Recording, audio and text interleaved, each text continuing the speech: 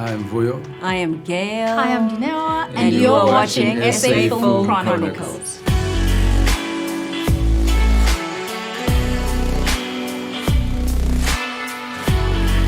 Gail, I want to start with you. You're a lead, and what is the most rewarding aspect you would say of working on Unseen, and how has the show impacted your personal life? I think every artist loves seeing their work come together. I think we had the privilege of watching the show and seeing the finished product. When you're on set, you can't begin to imagine how it's all going to come together. You'd go from scene to scene, and also because we're not shooting in sequence, so you'll go, I've got a scene with Max, I've got a scene with Naledi, and you're just getting through the scenes. And when you finally get to watch it all come together, and you know the effort that every single person put into making it what it is, I think it is very rewarding, just seeing your work and knowing that as a country, we are putting shows out there that are on par with the rest of the world on a global platform like Netflix. Our stories being told, in our own world, in our own backyards, seeing Cape Town, also in our own languages. It's so authentic, it's real, it's so South African, but it's a global story. Well, number one, I needed to see a therapist after this show because I was carrying so much tension in my body throughout the filming of this show, and that's not a bad thing. I think I'm happy that I got to immerse myself into the character, but just I needed to do a lot of stretches, just for my back and for the tension I was carrying. She gave me a lot of massages on set, which I'm very grateful for.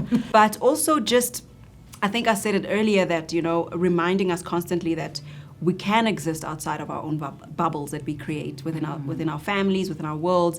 You can reach out to somebody outside of your bubble and notice them and see them. I think we all have people that are unseen in our immediate circles that you don't really pay attention to or don't make an effort to notice.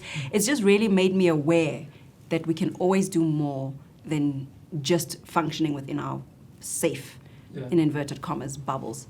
So I've been very intentional about seeing people and not making people feel unseen. Awesome. I want to touch on yours and Dineo's sisterly relationship. In the beginning, there was a bit of some tension and some distance, but I think as the series grew, you guys became more closer with the problems that Gail was facing, and then you kind of got closer. Did you kind of draw some of that inspiration from some of your sisterly relationships in your life? I'm a firstborn, so I only have one sister. I'm very much the girl who believes in I'm my sister's keeper. I carry that into some of the spaces I've worked in, even in entertainment, because I champion the cause of Black women. And them winning as a collective. We've grown up in an entertainment industry that makes it seem as though there's only room for one, or there's an element of crabs in a bucket. I had always admired Gail from a distance. So in Nasham, as a firstborn, they'll tell you being firstborn is not the prize. I have always wanted to be a lastborn and have an older sibling. So I literally nestled all the way into that. But it was wonderful to find yourself doing it in ways that is considerate of your leading lady, because at all times, in all ways, we're all pulling energetically from her. And we have to try and find ways to not drain her, but to leave her with some level of a stimulus. So my small touch on the hand, my massages, my sitting next to, my asking about her life was always my TikTok videos was always just to say, I'm here with you.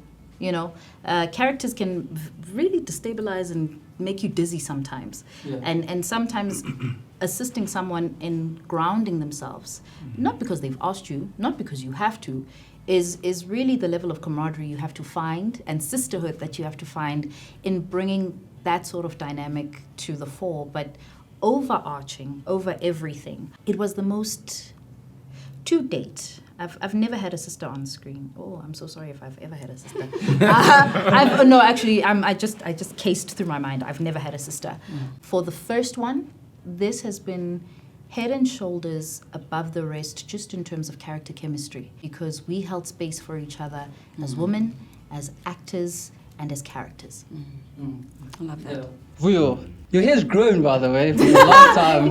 From the last time that we had. Your hair's grown quite a bit. I struggled, in the series. I was not struggled, but I was on the fence on whether is he a good guy, is he a bad guy. So I want to know how do you manage to keep the audience engaged until the truth is actually revealed? I don't really think about the audience, and I don't try and tell the story so that, for the audience. In my performance, I'm trying to hide something from the audience until a particular point. I don't do that. I just try and honor the story. I just, try and tell truthfully, what's happening in the story. And the way I do that is I try and look into my own personal sort of experiences and, situations, I guess, as well. Then from there, that's where I think maybe the audience might engage, because there's a sense of maybe trueness, or what's the word? Authenticity. Yeah. And TV and film is like a very interesting thing where people can notice like the most minute kind of thing happening on your face and what have you. A lot of times people try and move the emotion physically, but then it's actually more the emotion moving the body.